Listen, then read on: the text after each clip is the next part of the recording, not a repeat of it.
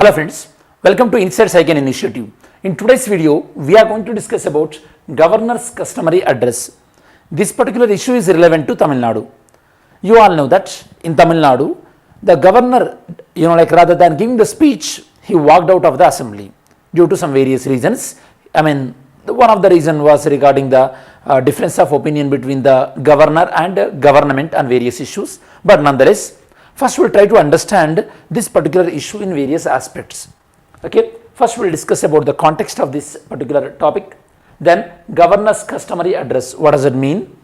Constitutional mandate, then implications in case if governor do like this in a repetitive manner, what are the implications? Then special address by governor in various other countries such as India, UK and US. So these are the topics we are going to cover in this particular video. So this topic, the main idea is about governor address to assembly or legislature. First, let me explain.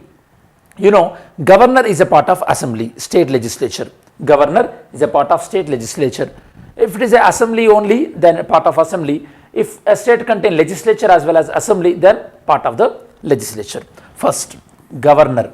Governor is part of state legislature. This is we have to remember. Now, as a part of state legislature, governor perform various functions in relation to state legislature, such as governor summon the house, governor even prorogue the session as well.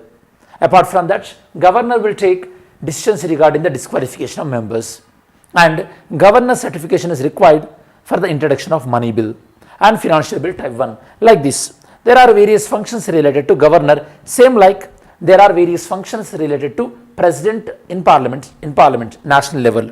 One of the function of governor is governor will give customary address.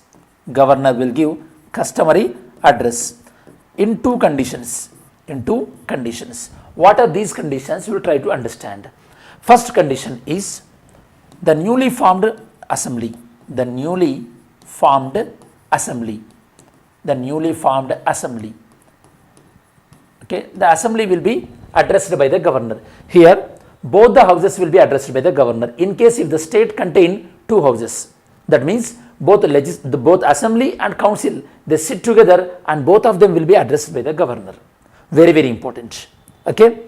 Now, next one is the first session in a calendar year. The first session in a calendar year. This is also is going to be addressed by governor. Both the houses will sit together and it will be addressed by the governor. Tell me students, how many states in India contain bicameral legislature? Okay, how many states in India contain bicameral legislature?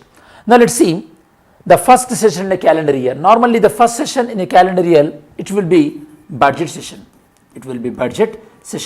Not necessarily it is budget session, but in normally conventionally the first session of a calendar year is going to be the budget session. In both these situations, governor will address the house together if there are two houses. So governor address means what? Governor give the speech. Can governor prepare his own speech? No, governor does not prepare his own speech. Governor will read out the speech prepared by the state executive, because you know that there are council of ministers to aid and advise the governor, and governor has to do that. That means governor has to read whatever the speech given by the state executive, and he cannot deny. In case if he denies, then what? The speaker of the house will read out that. Now in this particular issue, Tamil Nadu governor, why he did not read the speech? So why he was not ready to read the speech? He was claiming that the speech contained some false statement, and he felt that it was morally wrong to him. But try to understand his claim. Okay, are there any kind of morally wrong taking in the constitution? No. In the constitution, governor has to address the house, and according to the governor opinion, what he was thinking morally wrong is criticizing the central government, is criticizing the central government policies. Do you think it's a morally wrong according to the governor opinion? It cannot be. So governor supposed to read the speech whatever the speech prepared by state executive. In this particular issue, what is your take? What do you think? Can governor take that moral stand and refrain from reading the speech, or governor has to follow the constitutional duty? Okay. Now, one more thing we have to remember, governor performs two functions. There are two functions, dual functions related to governor office. Governor office perform two functions. What are those? They are, first one is governor act as constitutional head of the state. Constitutional head of the state. Constitutional head of the state. All the constitution related functions performed in the name of the governor, and governor also act as a nominal head of the state. The second thing is governor can also act as political agent of union government. Political agent of union government. Nowadays, most of the governors are acting like this rather than the first one. Now, one more question to you. The appointment of governor by central government, this feature we took from which country? Appointment of governor by union government, the feature we took from which country? Try to answer this. So, these are the concepts related to this particular issue. Now, let's see the notes. The governor of Tamil Nadu declined to deliver the customary address prepared by state government. On what grounds? On the grounds of factual and moral grounds. Moral grounds. Just because you are criticizing government's union government policies and union government decisions, you cannot decline to read the speech on the grounds of factual and moral things. The governor's speech to legislature, it reflects the government vision, the state government vision and policies prepared by the state executive, and that has to read by the governor. The customary concepts. In both UK and India, there is a customary convention that governor will address or president will address the special sittings of the house. Objective. Summarizing the government achievement, the speech will include, and it outlines the upcoming session, and it also presents the policy and legislative proposals for the next year. Generally, these will be in the governor's speech.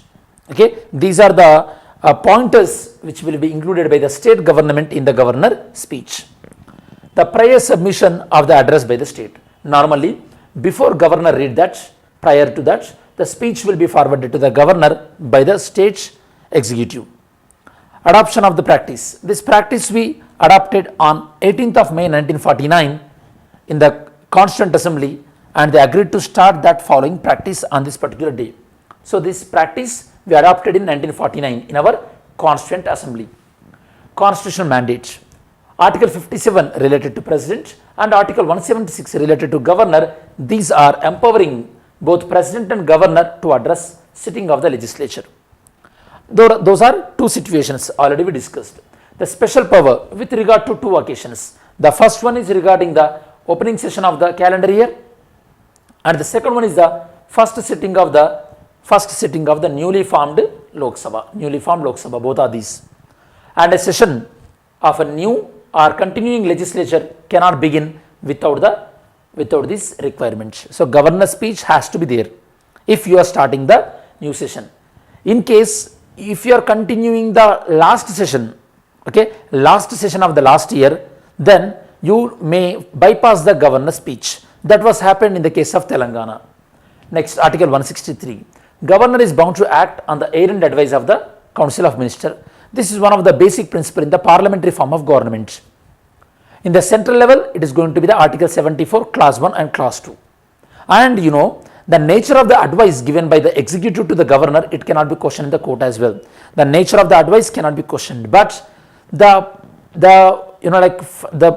bona fide, whether the advice is bona fide or malicious address, that can be questioned in the court. Implications.